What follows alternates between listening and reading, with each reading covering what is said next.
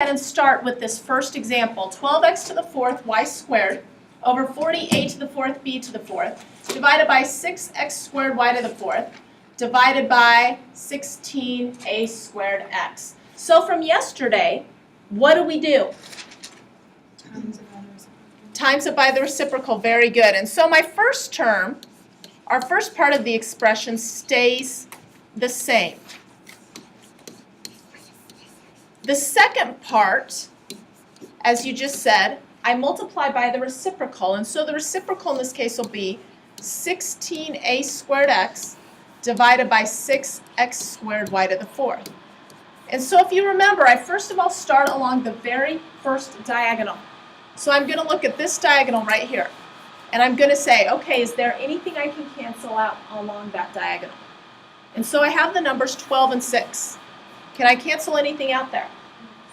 6. 6 goes into 12 2 times. 6 goes into 6 once. What about with the x's? X squared is gone. And what does this one become? X squared. What about the y's? Okay. And this becomes y squared. All right, so that's along the first diagonal. Now what I'm going to do is go along the second diagonal. So I have the numbers 16 and 40. What goes into both of those? 8. 8 goes into 16. 2 times. 8 goes into 40. 5. So now I look at my a's. What can you cancel out? A squared. And that becomes a 2. Very good. What about the b's? Nothing. What about the x's? Nope. So then now I'm going to look vertically. So I'm going to look vertically along this one right here. Can you cancel anything out vertically here? No. So really what I end up having if I wanted to clean things up is 2x squared over 5a squared b to the fourth. Okay, that might help to see things a little bit better. And now I'm going to look vertically this way. Can you cancel anything out there? No, I have a 2x on the top. On the bottom I have a y squared. So now what I need to do is just go ahead and multiply numerator to numerator, denominator to denominator. So numerator to numerator, I have 2 times 2, 4, x cubed. Denominator to denominator, what do I get? Perfect. Now remember, we like to write things alphabetically, okay, especially in the denominator. So that is going to be your final answer. Questions? Okay. Pretty straightforward. Skipped. Let's go back to this one. Okay, there we go. Now this one kind of ties into what we did yesterday a little bit.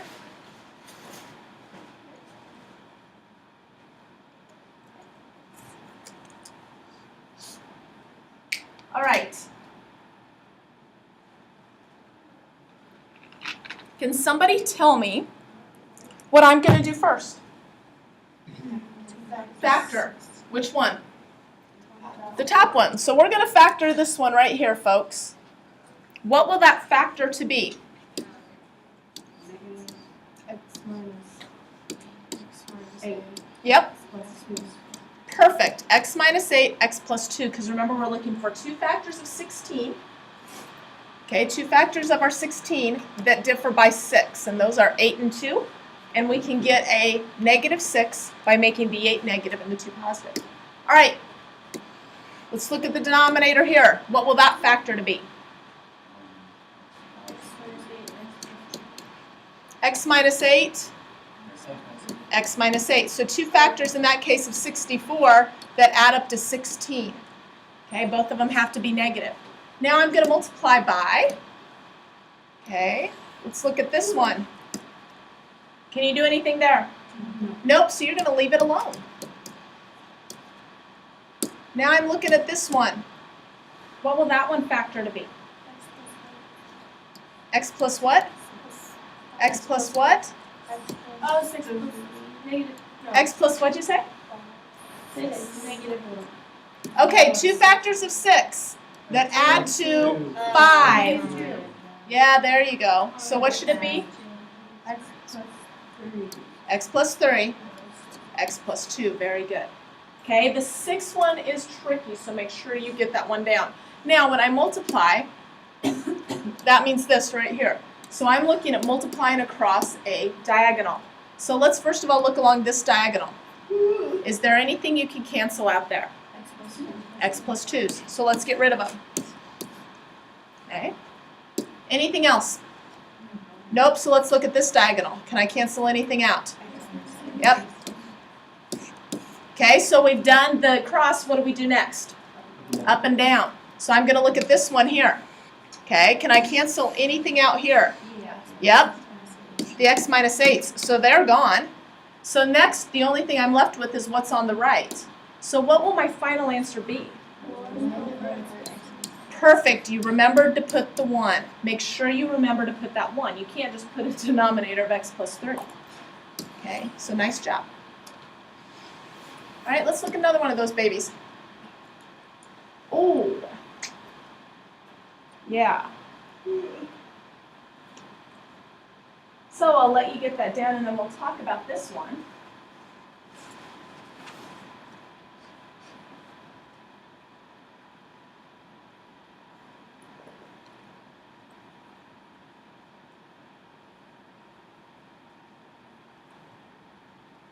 As you're writing that down, I want you to notice one big difference.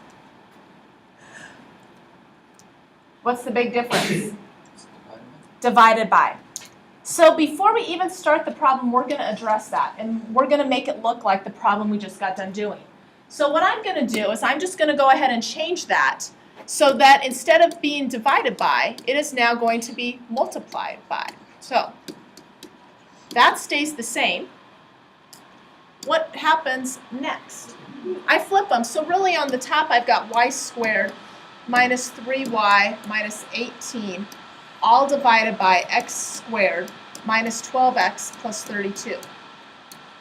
Now if you're doing this on your homework, a suggestion would be not to even write down this problem up here. Okay, because you can go ahead and jump right here, write this problem and start from here, okay, on your homework. And then that saves you a step. So let's go ahead and start. What does this become?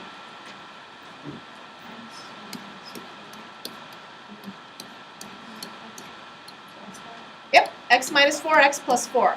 Now remember, I could write that x plus 4, x minus 4 as well. It doesn't matter which one comes first. Okay, that's the difference of two squares. All right, what do I do on the bottom?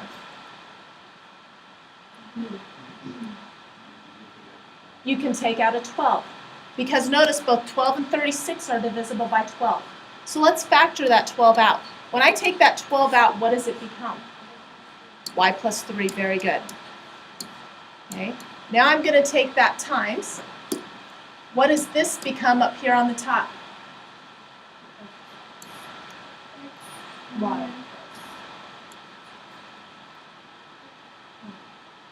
2 factors of 18 that differ by 3. Yep. So there's a 6 and there's a 3. Now we got to figure out the signs. Minus 6 and plus 3. Very good. Okay, let's shoot for this one right here. Okay. X minus 8? Minus 4. Very good. So remember, that one was 2 factors of 32 that add to 12. So let's go ahead and look at the first diagonal. X minus 4 is good. Let's look at the second diagonal. Y plus 3. Now we look at the vertical. Can I cancel anything out from the first round here? Nope. So let's look at the second one. Can I cancel anything out here? Nope. So on the top, what am I left with? X plus 4, right? And then y minus 6. What am I left with on the bottom? X minus 8. Yep, there you go. And so you just go ahead and leave it in factored form. Do not FOIL that out. Do not distribute the 12. Questions? Let's look at another one. Okay. So, if I were you writing this down, would I write down exactly what I see? No. No, I would go ahead and jump to a multiplication problem. So if I were you, I would be looking at this and I would say, okay, the first term stays the same, the first denominator stays the same, and then I am now going to write, times 6x plus 42 on the top, divided by x squared minus x minus 12. So that's where I'm going to start. So on those division problems, if you want to, that saves you a step. Okay, so we're 2 factors of 20. Okay, that add to 9, what are they? 5 and 4. What are the signs? Minus and minus. Very good. Let's shoot for the denominator now. 2 factors of 21. 7 and 3. Very good. What do you know about the signs of both? They're positive. Hey, we're getting on a roll here. All right, what about the top one up here? Take out the 6, and what does that become? X plus 7. Nice job. And then what about the denominator?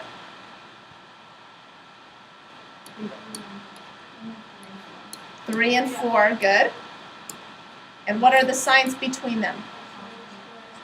X minus 4, x plus 3. Good.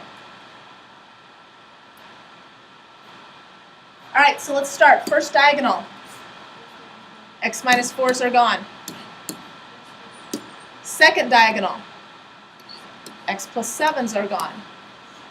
Up and down first. Nothing. Up and down second. Nothing. Okay, so then what does that leave me with for my final answer? Okay.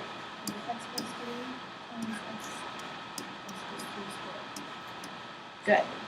Anytime you have something duplicated, and in this case we have x plus 3's, okay, we write that as x plus 3 quantity squared. Alrighty, questions? Oh, skip it. There we go. We're going to look at this one. Now, this one, I will be honest with you, is actually easier than the problem we just got done doing. It's just disguised as looking much tougher.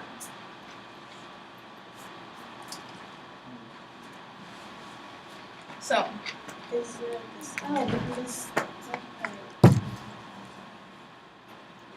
this is how I treat this problem. One of the things about fraction bars are division signs. So, I notice here I've got a fraction. All right, I've got one fraction right here. Okay, I've got another fraction right here. And they're separated by a fraction bar. Well, you know what I'm going to do? Instead of writing that as a fraction bar, I'm going to write it as a division sign. So here's my first fraction that I highlighted in pink. I see that fraction bar. I'm going to put a division sign. And then I'm going to write my fraction that I see in blue. So do we see what we did? We took the fraction bar in the middle, wrote that as a division sign, because that's essentially what fractions are. Okay? They're division problems. First term stays x plus y over 4. What does the next term become? 4 over x squared plus y squared. So can you factor the x plus y? No, can't factor the 4. What about the x squared plus y squared? Can you factor that? What does it factor to be then?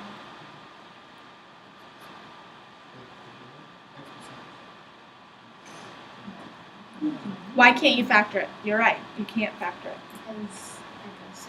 They're both squares, and the only way we can factor them if they're both squares is when what sign is between them? A minus. This is a plus. You can't factor it. Okay, they disguise that and make it look like one of the squares, but they put a plus sign. So now all we do, is there anything we can cancel along this diagonal?